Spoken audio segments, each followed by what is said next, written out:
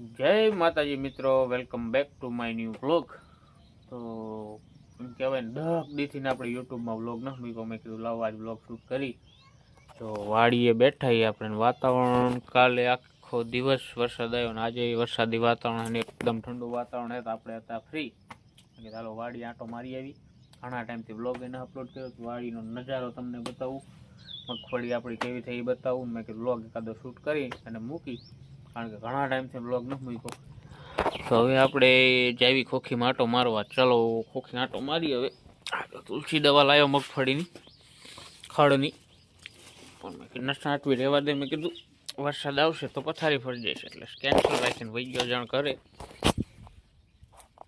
આંટો મારી આવી મગફળીમાં. શું કે મગફળી મારા બાને થોડું ખડ ઉપાડે લીલું હે તો આંખ ન થાય મારા બાને. આવી કંઈક મગફળી છે, 1 મહિનો 6-7 દીની થઈ છે. જામફળીને એવું વાવ્યું આપણે. જો જામફળી, આંબા, કારણ કે ઓલી સાઈડ હતા વૃક્ષો પણ બધું કાઢી નાખ્યું છે, એટલે કંઈક વાવી કીધું. આવી કંઈક મગફળી છે. અહીંયા થોડુંક નીંદવાનું રહી ગયું, વરસાદ આવી ગયો. જો અંતરો પડ્યો રહ્યો, એટલા હરિયા થોડાક એટલા બાકી છે.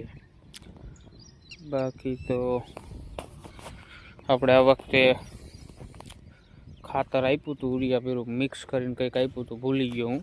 યાદ આવશે તમને કહું તમને. આવી છે આપણી મગફળી. થોડીક આછી દેખાય કદાચ, તમને કેવી લાગે કમેન્ટ કરજો. આ બાજુ થોડીક પાછળ પાણી વાળું એટલે આ નાની છે થોડીક, અને આટલામાં તો આવું જ રહે થોડુંક. આમાંના શેઠે આપણે વૃક્ષો વાવવાની ગણતરી છે. જોવી ને એક પોપી ઉભો મારો.